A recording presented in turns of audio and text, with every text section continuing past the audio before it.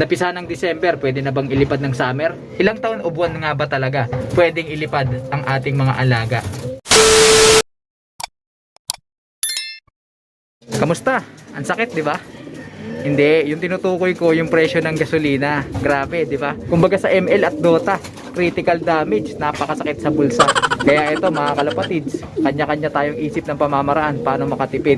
Kasi alam nyo, pagka tumaas yung presyo ng petrolyo, lahat ng mga presyo at mga serbisyo ay magsusunuran na yan, magsisitaasan na rin yan. Bilang ordinaryong mamamayan, damang-dama natin yan. At ganun din tayo mga fanciers, hindi tayo ligtas sa malaking problemang yan. Kagaya kanina, balak sana natin sa linggong ito ay mag self-toss na at mag road training na. Ihanda na yung ating mga alagang panglipad ngayong summer. Kaya lang, nakakapanghinayang mga kalapatids dahil napakalaki na, napakataas na ng presyo ng gasolina. Kaya napagpasyahan ko na magtsatsaga na lang ako sa paglolop flying. At ganun din, syempre kapag ka nagtaas yung gasolina, magtataas din yan malamang yung singil dun sa club training hanggang siguro sa derby, magtataas na ng presyo yung mga yan. Kung yung dati 15 pamasahe bawat isang ibon, sa malamang at sa malamang madadagdagan yan. Kaya napagpasyahan natin na magsasakay na lang tayo sa truck pagka nanduro na sa gawing Pampanga yung bitaw ng club training para naman kahit papaano ay makatipid tayo mga kalapatids. Isa pa sa naisip ko magbabawas tayo. Kung yung dating plano 6 yung ating ililipad, ngayon tatapyasan natin ng 2, 4 na lang yung ating susubukan. Ito syempre yung ibon nating grisel na nabinbin dun sa NDR nya nung nakaraang taon. Tapos ito yung mga pang SDR natin, ayan, 3. Tapos ito si Puyo, yung ibon natin na may lipad na to mula Pampanga nung bata pa siya. Samantala yung ating tatanggalin, ito yung mga panlipad sana natin dun sa kabilang club sa MMFC na hindi natuloy. Last year sana liparan ng mga yan, kaya lang hindi nga tayo nakapaglipad nun at nakapag-decision tayo na ililipad natin ng summer. Pero hindi na siguro matutuloy yun mga kalapatids dahil kailangan na natin tapyasan. Alam nyo naman, medyo mabigat-bigat din sa presyo kapag ka naglilipad tayo. Kaya ito, tenga na lang sila dito sa ating loop at siguro i-out ko na to. Kaya sa mga kanubi natin dyan na nangangailangan ng kak, ito, i-out natin tong 2 to. Mag-message lang kayo doon sa ating Facebook page.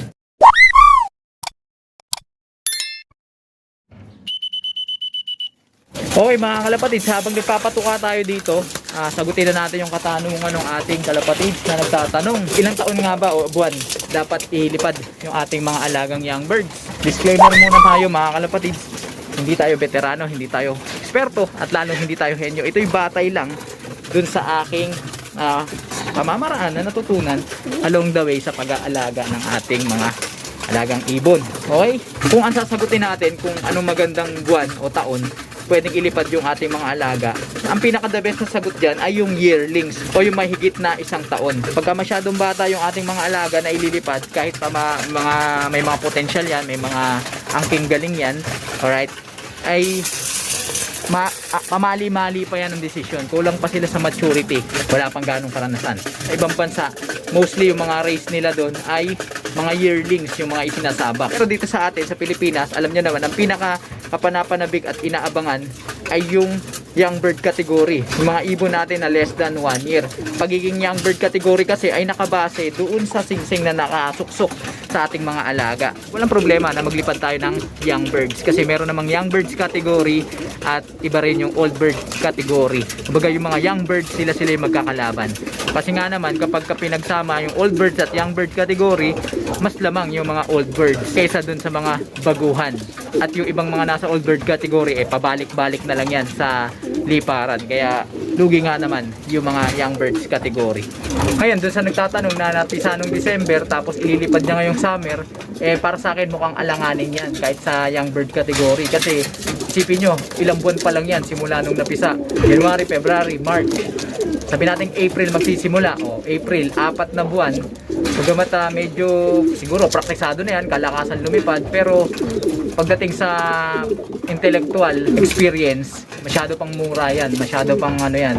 Baka mamaya konting smash yan, konting headwind, naaliw lang, magloko, makaapekto sa kanyang pauwian.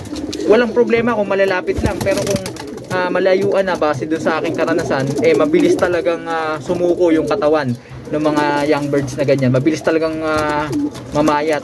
Kaya pagka malayuan na, kadalasan hindi na nila kinakaya. Kumbaga sa ganung edad wala, kulang pa sa kasanayan, kulang pa sa kaalaman, at yung kanyang katawan ay mura pa, kaya mahihirapang dumulo yung mga ganyan. Ganun naman pala, kung sa young bird category ililipad, ilang buwan ba dapat?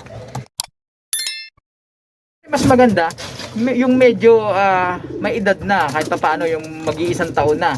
Ganito kasi yung ginagawa natin mga kalapatis na kanubi, napag-usapan na natin to noon. So ang ginagawa ko, pagka alam ko maglilipad ako ng young bird category sa race na ito, halimbawa sa susunod na NDR pagkatapos nitong summer. Alright, so meron tayong siningsingan. Ayan, yung mga naka-green, naka-NDR yung mga yan. Ayan, panglipad natin yan sa, saan na ba yung isa? Iba. Ayan, yan. Panglipad natin yan sa NDR pagkatapos ng summer. Alright, mapapansin niyo, ayan, medyo kahit pa paano, namamarako na to. O, ayan, malakas na mamarako, lalaking lalaki na.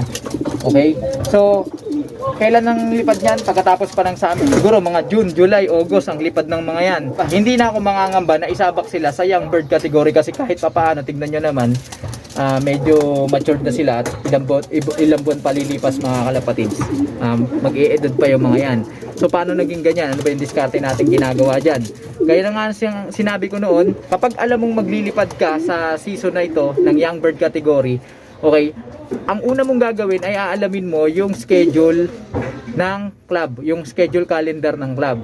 Normally kasi, pagka nag-announce na yan, halimbawa, magkakaroon tayo ng NDR 2026, maglalabas na yan sila ng singsing. Pagka naglabas na sila ng singsing, ang kasunod yan, breeding na mga kalapatids na kanubi. Bago pa sila maglabas ng singsing na yan, ginawa na natin, kinondisyon na natin yung ating mga breeder, tapos yung nakakuha na tayo, nakabili na tayo ng mga singsing na ganyan, doon sinalang na natin yung mga breeders natin. Then kapag napisa na, nasuksukan na natin ang mga singsing, pamamature natin, almost 1 year din yun mga kalapatids. Kung hindi ako nagkakamali, mga 6 months to 8 months pataas yung magiging edad ng mga young birds natin bago yung mismong liparan nila. Kumbaga sa ganung edad, kahit paano masasabi natin medyo matured na rin yung mga yan, yung mga ibon natin. So kahit mga nasa young bird category, hindi tayo mangangamba na isabak sila kasi ang kalaban din naman nila yung mga young birds din na kagaya nila. Pero dun sa tanong ng ating kalapatids na halos 3 or 4 months, medyo alanganin yun mga kalapatids. Okay?